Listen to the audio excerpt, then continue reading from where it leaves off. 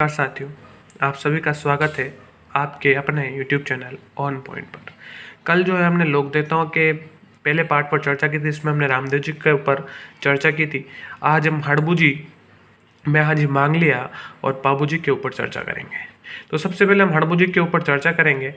और जो है इनका जन्म जो कहाँ हुआ था, हड़बू जी का जन्म जो है वो भुंडोल नागौर में हुआ था। ये रामदेव जी के मौसेरे भाई थे। जिन्होंने कल का वीडियो नहीं देखा है वो आई बटन पर क्लिक करके कल का वीडियो देख सकते हैं, जिसमें हमने रामदेव जी के ऊपर चर्चा की थी। कल हमने देखा था कि जो हड़बू जी हैं वो रामदेव जी के मौसेरे भाई हैं, और इनके भी जो गुरु थे वो योगी बालीनाथ जी थे। हड़बू जी के गुरु कौन थे? तो योगी बालीनाथ जी थे। और इनका जो समाधि स्थान है वो मसूरिया की पहाड़ी जोधपुर में स्थित है। हड़बू जी के वाहन से संबंधित कभी कभार जो है प्रश्न पूछ लिया जाता है। तो हड़बू जी का वाहन जो है क्या क्या था कि हड़बू जी का वाहन जो है सियार था। ये शगुन शास्त्र के ज्ञाता थे। हड़बू जी को है शगुन शास्त्र के ज्ञाता भी कहा जाता था। इन्होंने रामदेव जी की समाधि लेने के 13 दिन बाद बेंगटी नामक जो जोधपुर में है वहाँ उन्होंने समाधि ली थी। रामदेव जी ने जो है कब समाधि ली थी? तो रामदेव जी ने समाधि ली थी भाद्रपद शुक्ल एकादशी को। और उनके 13 दिन बाद किन्होंने समाधि ली? तो हड़बू जी के द्वारा समाधि ली गई। तो इन हड़बू जी की समाधि कहाँ स्थित है? तो बेंगटी नामक स्थान जोधपुर में स्थित है। इनके मंदिर में बैलगाड़ी की पूजा की जाती है। किनके मंदिर में बैलगाड़ी की पूजा की जाती है? तो हड़बू जी के मंदिर में बैलगाड़ी की पूजा की जाती है। इस मंदिर का निर्माण जो है महाराजा अजित सिंह ने करवाया था। किसने करवाया था? महाराजा अजित सिंह ने। मारवाड़ के महाराजा थे अजित सिंह, जिन्होंने वीर दुर्गादास को देश निकाला दिया था। यही वो महाराज थे जिन्होंने वीर दुर्गादास राठौड़ को देश निकाला दिया था। इन्होंने हड़बू जी के जो बेंगटी में स्थित मंदिर है वहाँ पर इस मंदिर का निर्माण करवाया था। फिर आता है हड़बू जी सांकला इस गाड़ी से पंगु गायों के लिए हरा चारा लाते थे। हड़बू जी जो थे जिस गाड़ी की पूजा जो है, जिस बैलगाड़ी की पूजा जो है बेंगटी नामक स्थान जोधपुर में की जाती है, हड़बू जी इसका उपयोग क्या करते थे कि जो पंगु गायें होती थी उनके लिए हरा चारा लाते थे। इसीलिए इनके मंदिर में इनकी इस बैलगाड़ी की पूजा की जाती है। आगे जो हम बात करेंगे वो है मेहाजी मांगलिया के ऊपर। मेहाजी मांगलिया का जो है जो सभी मांगलिया जाति के लोगों के इष्ट देव या आराध्य देव कहलाते हैं। मेहाजी मांगलिया क्या है? मेहाजी मांगलिया जो है सभी मांगलिया जाति के लोगों के इष्ट देव या आराध्य देव कहलाते हैं। जो मांगलिया जाति है यह राजपूत जाति के अंतर्गत आती है, यानी कि ये जो मांगलिया जाति के लोग हैं राजपूत है। फिर आते हैं इन्होंने जीवन भर, मेहाजी मांगलिया ने अपना जीवन जो है मान मर्यादा और धर्म की रक्षार्थ में अपना जीवन बिताया था। मेहाजी मांगलिया ने अपना जीवन जो है मान मर्यादा और धर्म के रक्षार्थ में बिताया था। जैसलमेर के शासक राणंग देव भाटी के विरुद्ध गायों की रक्षा करते हुए वीर गति को प्राप्त हुए। जो मेहाजी मांगलिया है यह जैसलमेर के शासक राणंग देव भाटी के विरुद्ध गायों की रक्षा करते हुए वीर गति को प्राप्त हुए। देखो, गायों की रक्षा करते हुए मेहाजी मांगलिया शहीद हुए। इन गायों में जो है मुसलमानों की गायें भी थी, इसीलिए मुसलमान इन्हें पीर कहकर जो है पूछते हैं। कल हमने देखा था कि पंच पीर में मेहाजी मांगलिया भी शामिल है। इनका मंदिर बापिणी जोधपुर में बना हुआ है। बापिणी नहीं, बापिणी जोधपुर में बना हुआ है। इनका मंदिर जो कहाँ बना हुआ है? बापिणी जोधपुर में। इससे आप एक और तथ्य याद रख सकते हैं बापिणी से कि इस मंदिर के पुजारी के वंश में वृद्धि नहीं होती, यानी वह बाप नहीं बन सकता। और ये जो है मेहाजी मांगलिया के मंदिर में जो पुजारी होता है उसकी वंशवृद्धि नहीं होती, तो ये क्या करता है कि संतान को गोद ले लेते हैं। मेहाजी मांगलिया का घोड़ा जो है किरण काबरा था। मेहाजी मांगलिया का घोड़ा क्या था? किरण काबरा था। मेहाजी मांगलिया के घोड़े का क्या नाम था? तो किरण काबरा घोड़ा था। हमने मेहाजी मांगलिया के बारे में पढ़ा कि जो मांगलिया जाति के लोगों के इष्ट देव थे, इन्होंने मान मर्यादा और धर्म की रक्षा में जीवन बताया। जैसलमेर के शासक राणंग देव भाटी के विरुद्ध गायों की रक्षा करते हुए वीर गति को प्राप्त हुए। और इनका मंदिर कहाँ स्थित है? बापणी जोधपुर में स्थित है। इनके मंदिर के पुजारी में वंशवृद्धि नहीं होती है। और मेहाजी मांगलिया का घोड़ा जो है किरण काबरा था। आगे जो हम बात करेंगे वो करेंगे पाबूजी राठौड़ के ऊपर। ठीक है, अगले जो लोक देवता है वो है पाबूजी राठौड़। इन्हें प्लेग रक्षक लोक देवता और ऊँटों के लोक देवता के नाम से भी जाना जाता है। प्लेग रक्षक लोक देवता है। प्लेग जो है चूहों से संबंधित एक बीमारी है जो चूहे के काटने के कारण होती है। पाबूजी राठौड़ को इनके रक्षक लोक देवता के रूप में जाना जाता है। प्लेग के जो निवारक देवता के रूप में भी इनको जाना जाता है। ऊँटों के लोक देवता इन्हें इसलिए कहा जाता है क्योंकि मारवाड़ क्षेत्र में सर्वप्रथम ऊँटों को लाने का श्रेय जो है इन्हीं को जाता है। ठीक है, लोगों के द्वारा कहा जाता है कि मारवाड़ में सबसे पहले जो ऊँट लाने का श्रेय किसको जाता है, तो बाबूजी राठौड़ को जाता है। इन्हें लक्ष्मण के अवतार मानते हैं। बाबूजी राठौड़ किसके अवतार है, तो किसके अवतार माने जाते हैं, लक्ष्मण के अवतार माने जाते हैं। और ये वंशज तो थे राव सिंह के वंशज माने जाते हैं। किसके वंशज माने जाते हैं, बाबूजी राठौड़ राव सिंह के वंशज माने जाते हैं, जिन्होंने मारवाड़ में राठौड़ वंश की नींव रखी थी। राव सिंह के वंशज कौन से लोक देवता, तो बाबूजी राठौड़। फिर हम बात करते हैं इनके जो भक्त और सहयोगी, इनके भी 3 भक्त या सहयोगी थे, चांदा, डेरा और हरमल। बाबूजी के जो 3 सहयोगी थे कौन थे, तो चांदा, डेरा और हरमल। ठीक है, बाबूजी राठौड़ से संबंधित आगे के तथ्य कुछ इस प्रकार है कि आशिया मोर्जी जो थे, आशिया मोर्जी ने बाबूजी के जीवन पर पाबू प्रकाश नाम का ग्रंथ लिखा। आशिया मोर्जी ने बाबूजी के जीवन पर पाबू प्रकाश नाम का ग्रंथ लिखा। किसने लिखा पाबू प्रकाश, तो आशिया मोर्जी के द्वारा पाबू प्रकाश ग्रंथ की रचना की गई, जो किससे संबंधित है, बाबूजी राठौड़ के जीवन से संबंधित है। ये जो है बिलो नायको, जिनका अन्य नाम है थ्योरी, तथा रायका या रेबारी के आराध्य, जो रेबारी जाति है, इनके आराध्य देव बाबूजी राठौड़ कहलाते हैं। जो बाबूजी राठौड़ थे, इन्होंने क्या किया, जो ऊँट लाए उन ऊँटों को रायका या रेबारी जाति के लोगों को दे दिया था, जिसके कारण ये रायका या रेबारी जाति के आराध्य देव या इष्ट देव माने जाते हैं।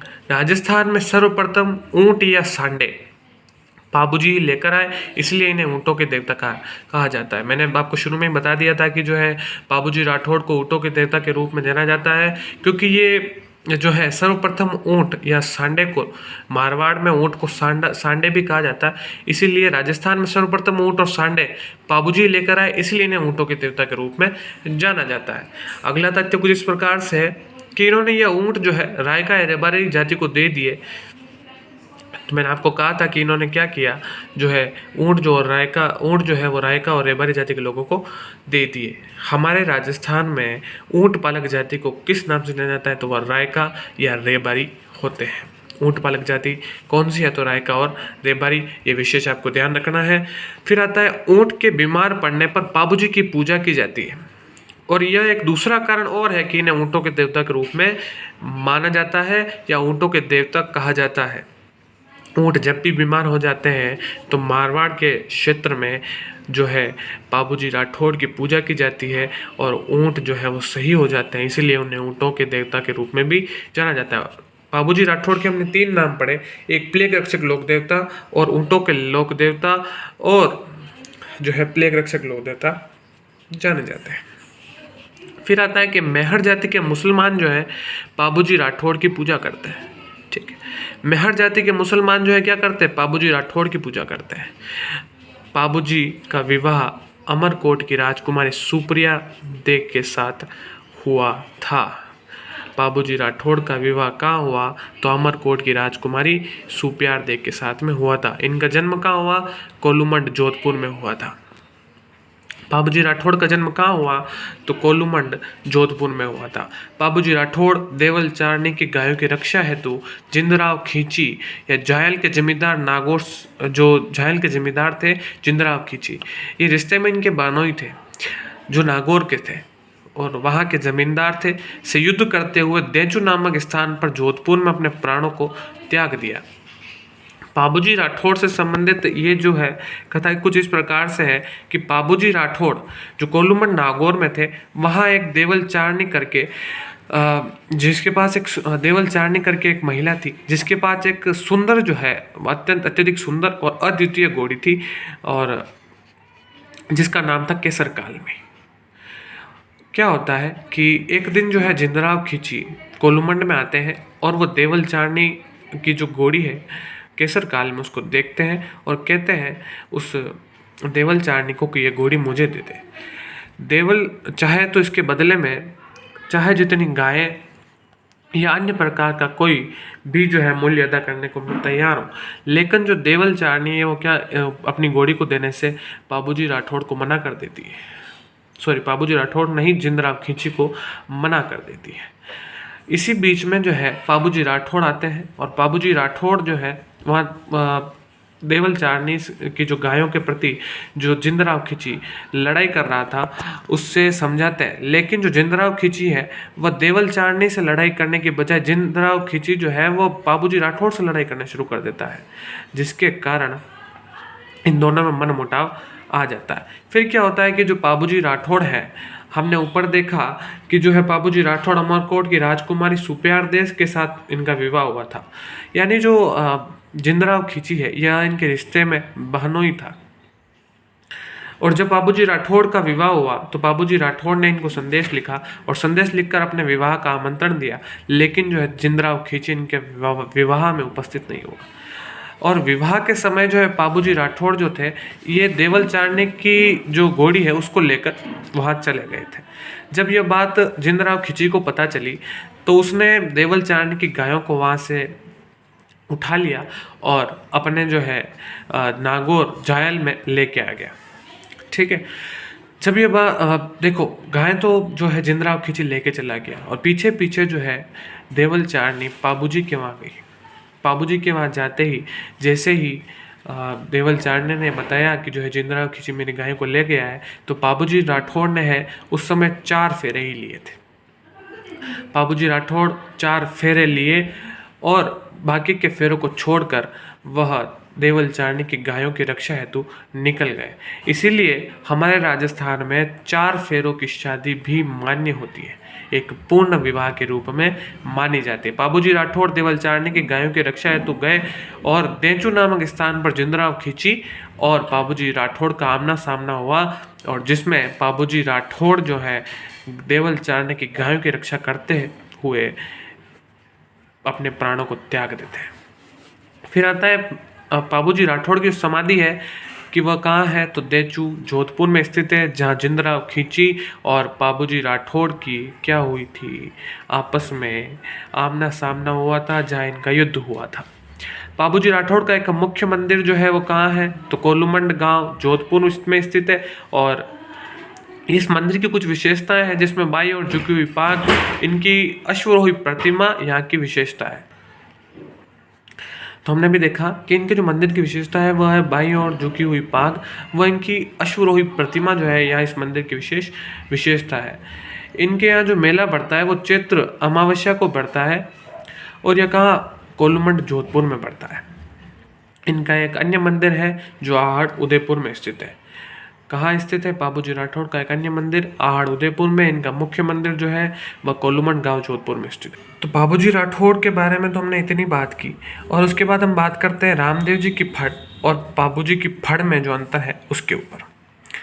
तो रामदेव जी की फड़ और पाबूजी की फड़ में अंतर जो है, जो रामदेव जी की फड़ जो है वो रावण हत्या वाद्य यंत्र के साथ में बजाई जाती है, और इसी तरह पाबूजी की फड़ जो है वो भी रावण हत्या वाद्य यंत्र के साथ में बजाई जाती है। लेकिन जो रामदेव जी की फड़ है वह कामड़िया जाति के भोपों के द्वारा इस फड़ का वाचन किया जाता है, जबकि पाबूजी की फड़ का वाचन जो है नायक या थ्योरी जाति के भोपे द्वारा या फड़ जो है उनका फड़ का वाचन किया जाता है। ठीक है, तो रामदेव जी की फड़ जो है रावणता वाद्य यंत्र के साथ में, पाबूजी की फड़ जो है रावणता वाद्य यंत्र के साथ में कामड़िया जाति के लोगों के द्वारा पढ़ी जाती है, और इधर नायक या थ्योरी जाति के भोपों के द्वारा पढ़ी जाती है। भक्तों द्वारा रामदेव जी की जो है फड़ जो है भक्तों द्वारा इस फड़ का जो है वाचन किया जाता है। उस समय ब्यावले गाए जाते हैं। ब्यावले क्या होते हैं, एक प्रकार के दोहे होते हैं। ठीक है, और जो इधर जो है पाबूजी राठौड़ की जो फड़ है उसे भक्तों द्वारा जो है पावड़े गाए जाते हैं। इस फड़ के साथ में क्या गाए जाते हैं, पावड़े गाए जाते हैं। यह पावड़े माठ वाद्य यंत्र के साथ में गाए जाते हैं। ध्यान रखना है, पाबूजी राठौड़ के जो फड़ है उसको पढ़ते समय पावड़े गाए जाते हैं, और पावड़े जो किस वाद्य यंत्र के साथ में गाए जाते हैं, माठ वाद्य यंत्र के साथ में गाए जाते हैं। फिर आते हैं राजस्थान की सबसे लोकप्रिय फड़ कौन सी है, तो वह भी है पाबूजी की फड़, और राजस्थान की सबसे प्राचीनतम फड़ जो है वो भी कौन सी है, पाबूजी की फड़। ये आपको ध्यान रखना है। और जो ये पावड़े जो होते हैं ये वीर पुरुषों की जो है उनकी जो है वीर कथा जो होती है उससे संबंधित होती है, उन्हीं को पावड़े कहा जाता है। ठीक है, तो पाबूजी राठौड़ की जो है सबसे लोकप्रिय फड़ है और राजस्थान की सबसे प्राचीनतम फड़ है। ठीक है, इसी के साथ में आज की जो क्लास है वो समाप्त होती है। अगले वीडियो के साथ में और अगले टॉपिक जो बाकी के लोग देते हैं उनके साथ हम मिलेंगे अगली क्लास में। आप सभी का स्वागत है। यदि आपको ये वीडियो अच्छा लगते हैं तो हमारे चैनल को लाइक, शेयर और सब्सक्राइब करें। ऐसे अपना प्यार बनाए रखें। आप सभी का बहुत बहुत धन्यवाद। हम अभी क्या है कि छोटे स्तर पर प्रयास कर रहे हैं, लेकिन आप सबका सहयोग रहा तो हम इसे एक उच्च स्तर पर लेकर जाएंगे। इसी के साथ में मैं लेता हूँ आपसे अलविदा। जय श्री राम।